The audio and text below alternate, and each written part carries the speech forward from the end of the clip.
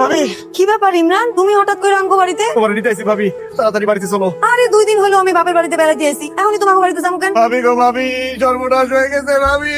আরে কান্নাকাটি রাখো, কি সর্বনাশ হয়েছে কইবা তো? ভাবি মা তো হঠাৎ করে অসুস্থ হয়ে গেছে, চোয়া থেকে উঠতে পারতেছে না, কথা বলতে পারতেছে না, কিছু খাইতে পারতেছে না। আমি বাড়িতে একলা মানুষ, কেমনে কি করুন, তোমার নিতে আসছি ভাবি, তুমি তাড়াতাড়ি বাড়িতে চলো। হাই হাই, কি গো, আমি না আসার সময় আমারে সুস্থ দেখে আসলাম, এরই মধ্যে অসুস্থ হয়ে পড়লো কেমনে? আমি কিছু জানি না ভাবি, মনে হয় বাতাস লাগছে। আরে ইমরান, কি হয়েছে? ওই আমার মায়ের অবস্থা খুব খারাপ, আমার মায়ের জন্য দোয়া করেন। ভাবি তুমি এখন দাঁড়ানো কেন, তাড়াতাড়ি চলো। আবা দেখছো, কয়টা দিন ভাবছিলাম থাকবো, কিন্তু আম্মা অসুস্থ হয়ে পড়ছে, এখন তোমার যাইতেই হইব। ভাবি মা সুস্থ হয়ে গেলে তুমি আমার একবার তুই মা যতদিন ইচ্ছা বেড়ে যাও, এখন তাড়াতাড়ি চলো। পারুল, তোর শাশুড়ি যেহেতু অসুস্থ, তোর আর এখানে থাকা ঠিক হইব না রে মা, তাড়াতাড়ি যা। তা ওই ঠিক আছে না, গতবার কত কাঁঠাল দেখলাম, কত কাঁঠাল নিয়ে গেলাম, কাঁঠাল তো ধরে নেই এবার। আরে তুমি আসো কাঁঠাল নিয়া, বিয়ানের কি হয়েছে এটা কো? আমার আম্মা তো অসুস্থ, যাও ওই কিছু কইতে পারে না, কিছু খাইতে পারে না, মনে হয় মাথা ঘুরে পড়ে গেছিল। আব্বা আমি গেলাম। আচ্ছা যা, তুই বেশি খারাপ মনে করো, আমারে খবর দিও, আমি চলে আসি।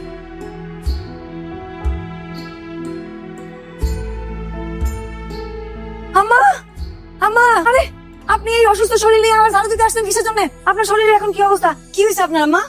আমার আবার কি হইব? আমি তো ঠিক আছি। না না না না, আপনি ঠিক নাই, আপনি অনেক অসুস্থ, আপনি বিছানা থেকে উঠতে পারেন না, আপনি খাইতে পারেন না, আপনি নাকি অসুস্থ। তোমার কি হয়েছে? তুমি ঠিক আছো? আমি অসুস্থ হইতে যাবো কেন? আমি ঠিক আছি, ভালো করে চাইয়া দেখো, আমার দেখে কি অসুস্থ মনে হইতেছে? আরে আল্লাহর রহমতে আমি পুরোপুরি ঠিক আছি। কি হইতেছে দেখি? আম্মা আপনারা দেখে তো মনে হইতেছে আপনি একেবারে সুস্থ। তুমি কেন আমাকে বাড়িতে গিয়া কইলা যে আম্মা অসুস্থ?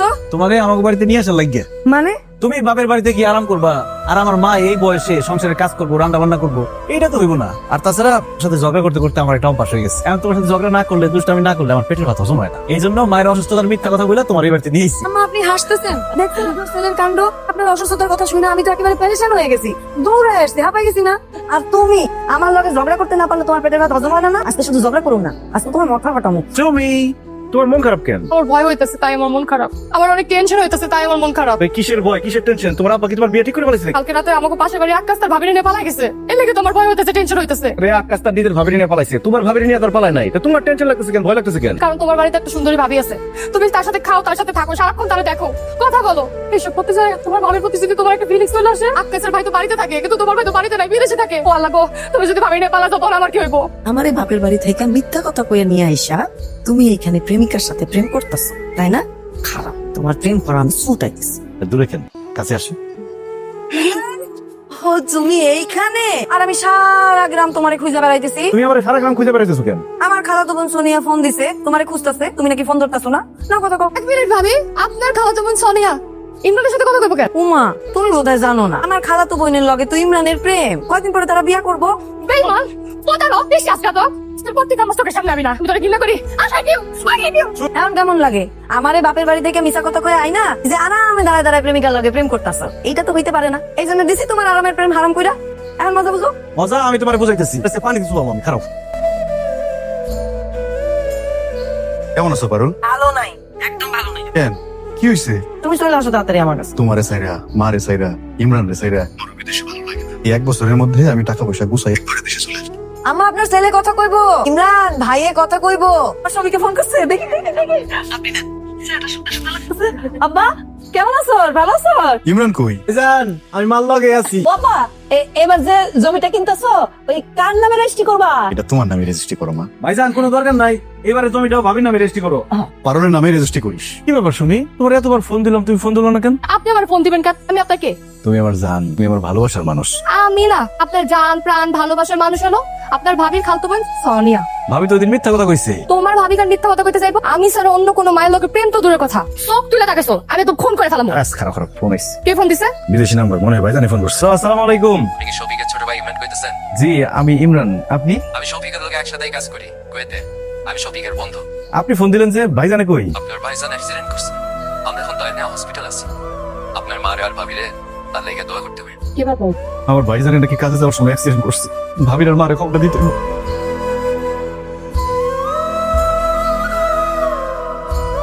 দেখে আসো তো, এক গ্লাস পানি নিয়ে আসো। কি হয়েছে আম্মা? বুঝতেছি না, বুকটার ভিতর কেমন ধরপড় ধরপড় করতেছে, খালি খালি লাগতেছে। আগে তো কোনোদিন এরকম লাগে নাই। মা ভাইজান কিসে আমার শফিকের? ভাইজান নাকি সকালে কাজে যাওয়ার সময় অ্যাক্সিডেন্ট করছে। আমি তোমার কথা বিশ্বাস করি না। কি করছে তোমার এসব? ভাইজানের এক বন্ধু আমার ফোন দিছিল, কইলো ভাইজান কাজে যাওয়ার সময় অ্যাক্সিডেন্ট করছে। এলাকা আমার বুকের ভিতর ধরপড় ধরপড় করতেছিল।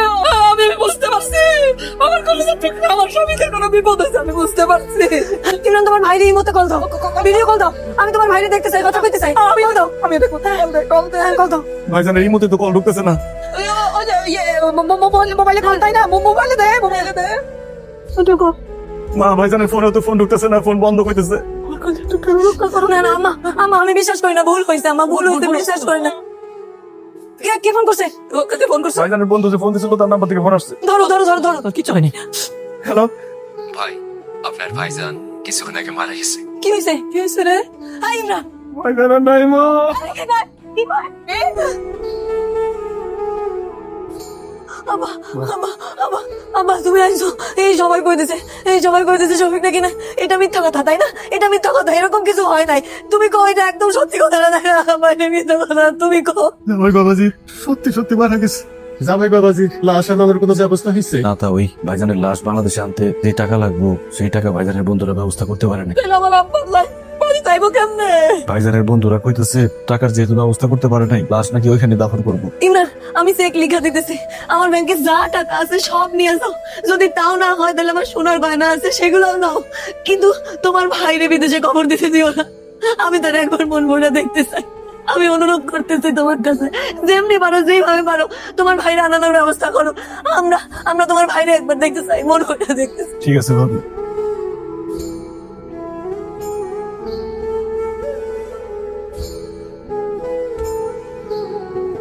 ইমরান, সকালে এসো, আমার স্বামীরে দেখো, আমার স্বামীর মুখটা মানে দেখো। আমি ভাইজানের মুখ কোনো দেখতে চাই না, সহ্য করতে পারবো না, ভয় পেয়ে দেয়।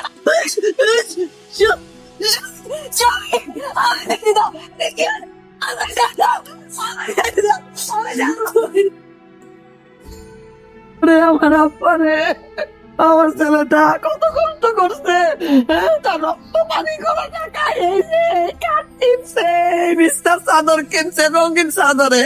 আমি বসে আছি, আমার শ্রমিকরা কি করতো? ওদের বিস্তার অন্ধকার ঘরে ঘুম পাড়ে গেছে। এরকম ভাবে কান্দাকাটি করেন না। আল্লাহ তালা কারে কখন কোথা থেকে তুলে নিবে এটা আল্লাহ তালা ছাড়া কেউ বলতে পারে না। আপনি ভেঙে বললে ইমরান আর আমার মেয়ের কি হবে? এই প্রবাস নামক কারাগার আমার বাড়িটাকে শেষ করে দিয়েছে মা। আমার ভাইজান ভালো ছিল না প্রবাসে মা। ওয়ালাইকুম আসসালাম। তোর শাশুড়ি কো? আমি তোরে নিতে আইছি। আমি আমার স্বামীর বাড়ি ছেড়ে কোথাও যাবো না। আমি আমার বাকি জীবনটা এই বাড়িতে থাকতে চাই।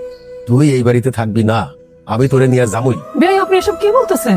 বৌমার আপনি নিয়ে যাবেন কেন? বোঝার চেষ্টা করেন, জামাই বাবাজি মরে গেছে। আমার মেয়েটা আপনার বাড়িতে কিসের ভরসায় কিসের আশায় থাকবে বলেন? স্বামী মরে গেলে মেয়ে গো শ্বশুর বাড়িতে কোনো দাম থাকে না। এখানে থাকলে তো আমার মেয়েটা তিলে তিলে শেষ হয়ে যাবো। আমি বাইসা থাকতে আমি তো তারা এইভাবে তিলে তিলে শেষ হয়ে যাইতে দিতে পারবো না। তাই আমি তারে এখান থেকে নিয়ে গিয়া ভালো ছেলে দেখা আবার বিয়ে দেবো। আমার ছেলে চলে গেছে কিন্তু আমি তো বাইচে আছি। আমার ছোট ছেলে ইমরান তো বাইচে আছে। আমরা বাইচে থাকতে আমার বৌমার আপনি নিয়ে যেতে পারবেন না, আর অন্য কোথাও তো বিয়ে দিতে পারবেনই না। ভাবির এই বাড়ি থেকে নিয়ে তো কোথাও বিয়া দিয়েন না। ভাবি যদি এই বাড়িতে থাকে তাহলে আমার কাছে মনে হইব আমার ভাইজান আছে। কিন্তু আমার মাইয়া এই বাড়িতে থাকলে আশেপাশের মানুষ তো তারে বিধবা কইব, উপায় কইব, অলক্ষী কইব। এই সমাজে কুকুর বিড়ালের দাম আছে, কিন্তু বিধবা মাইয়া গো কোনোই দাম নাই। বিয়াইন আজকে আপনি বাইসে আছেন, আপনি যখন চলে যাবেন তখন আমার মেয়েটারে কে দেখবো?